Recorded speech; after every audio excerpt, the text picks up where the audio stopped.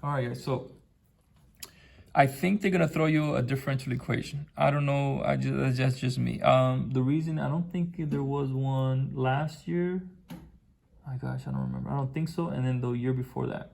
So I think it's overdue, but that's just me. And you're gonna get, so hopefully you get something like this, because this one's pretty easy. And they consider the differential equation dy dx where y squared over x minus 1 on the axis provided sketch a slope field. And this is pretty simple, guys. Sketch a slope field for the given differential equation at the 6 points indicated. So there's 3 here and there's 3 here. Now remember, you're plugging in the points into here and figuring out the slope. So this guy here is the point 2, 0. All right, so you plug in the 2 here, you plug in the 0 there. Okay. So if you plug in 2 here, you get 2 minus 1, which is 1. And then on the top, you get a 0. So that means you're going to get a horizontal. You're going to get a horizontal tangent right here. Like that. Okay.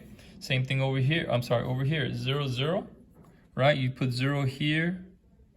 All right, 0 over here. You're going to get 0 over negative 1. So that's a 0, a slope of 0. So you're going to do a nice horizontal line. That one's easy. What about this guy? That's 2, 1. So 2, 1. So you're going to plug it in here. X is 2, y is 1. So 2 minus 1 is 1. And then right here, you're going to get 1. 1 squared is 1. 1 over... No, 1 over 1. 1 over 1. So I don't know. Maybe like that. It doesn't have to be, you know, a perfect, but it has to look like a positive slope of 1. And then over here, 2, 2. Right? And what do? You plug in the 2. 2 minus 1, still 1. 2 squared is 4. 4 over 1. So that means this one's going to be a little bit steeper. You see, I really don't know what the slope is, but it just more or less, I know it's a lot steeper than 1. And that's it. Over here, same thing, 0, 1. 0, 1. X is 0. It gives you negative 1. Y is 1. So 1 over negative 1, that's a negative 1. So they're going to want you to see if, you know, there's a positive slope, there's a negative slope. And then the same thing with this guy, 0, 2. So if I plug in 0, 0 minus 1 is negative 1. 2 squared is 4. 4 over negative 1 is negative 4. And there it is. That is it, guys. You get 2 points just for drawing that. Perfect. You're set. All right. Let y equals f of x be the particular solution to the given differential equation with the initial condition where f of 2 is equal to 3. So that's going to be important. What is it asking you? Write the equation of what? The line tangent. Have we done that before? Absolutely. Write the equation of the line tangent to the graph of y equals f of x at x equals 2. Use it to approximate f of 2.1. As soon as you see write the equation of the line tangent, what do? Y minus y1 equals m times x minus x1. Do they give me a point? Yes. Where at? At x equals 2. Okay, cool. That's 2. X equals 2. Okay, x minus 2. Perfect. Okay. Wait a minute. How do I figure out m? Easy. You plug it in here. But wait a minute. How do I figure out my y? Initial condition is f of 2 is equal to 3. And so f of 2 is equal to 3. So they give you the point. You see, so that's x equals 2. And then y is equal to 3. There it is. What's the slope? You're going to plug in your x and your y into here. Right there. Okay? And that's it. So dy dx is going to equal to, let's see, my y is 3 squared over 2 minus 1. And that's going to give you 9 over 1, which is 9. Boom. There it is. Was that hard? Nuh-uh. There it is. Now, you can leave it like that, but they want us to find f of 2.1. So let me rewrite this, bring this guy over to the right. So remember, y is the same thing as f of x is equal to 9 times x minus 2 plus 3. Now, all I got to do is plug in 2.1. That's it, 2.1 minus 2. And looks like this question was a non-calculator. And then that's going to give you 9 times 0.1 plus 3. That's going to give you 0.9 plus 3, so that's what? 3.9. Was that hard? No. 2 more points right there. 2 more points. You see that, guys? You can do this. You can do this. Now, letter C, that's the big shebang. That's the big boy right there. Find the particular solution to the given differential equation with the initial condition f of 2 equals 3. So now, it's a separable differential equation where you got to take the antiderivative and you're going to have to do all that good stuff. So we got dy dx is equal to y squared over x minus 1. So they want us to find the original equation, basically. Okay, and actually let me do this. So we have to take the antiderivative, right? Correct. You got to do the antiderivative. And what do we do, guys? We start separating. Okay, so the y's go together. So this guy's going to go down here. The dx is going to go up on the top. Hopefully it fits. Okay, we're going to get dx over x minus 1. Do the antiderivative here. What do we notice? The y squared on the bottom. Bring this guy up to the top. Bring it up to the top. You're going to get y to the negative 2 dy. This guy, you should recognize this. This guy is ln.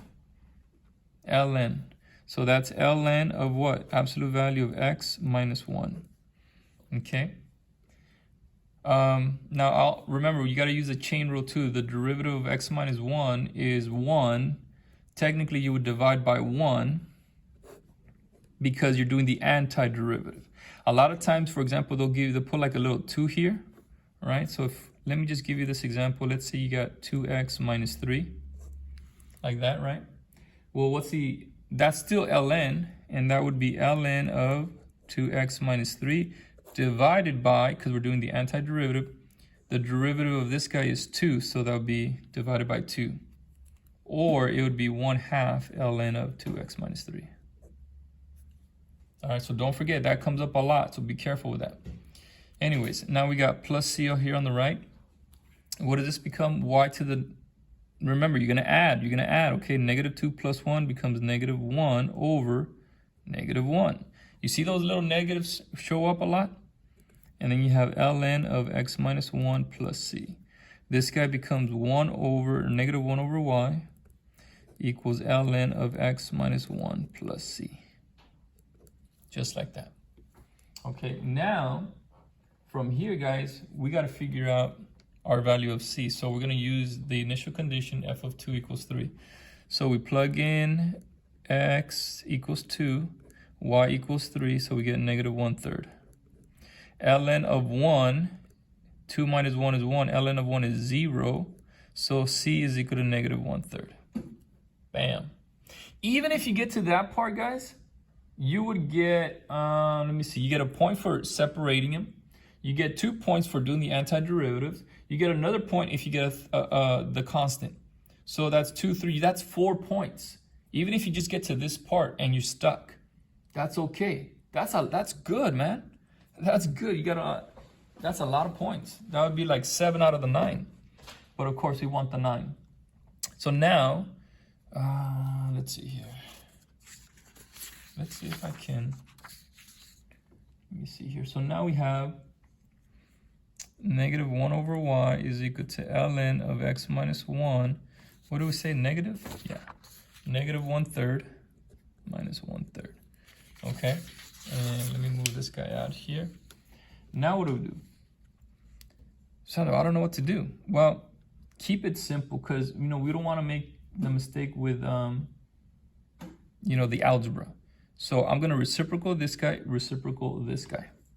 So that's going to give me negative y. And this guy, if I reciprocal the whole thing, I'm going to get 1 over ln of x minus 1 minus 1/3. Can I do that? Yeah, that's legal. That's legal. Okay. And then what? Well, the only thing you just got to bring this negative, okay, over to the other side. Okay, so you can write y equals negative 1 over ln, and then this becomes x minus 1 minus 1/3. And students ask Sandoval, what happened to the absolute value? Okay, So this is what you got to do about the absolute value, because absolute value has two solutions, right? A positive and a negative. Now remember, the initial condition is f of 2 is equal to 3. That means when I plug in 2, I should get the answer to be positive 3. So if I plug in 2, okay, let's see, 2 minus 1 is 1. ln of 1 is 0. 0 minus 1/3. So negative 1 over negative 1/3. Does that become positive 3? Yes, it does. So that means it works with the positive value. If it didn't work, then I would have to use the negative value, if that makes sense.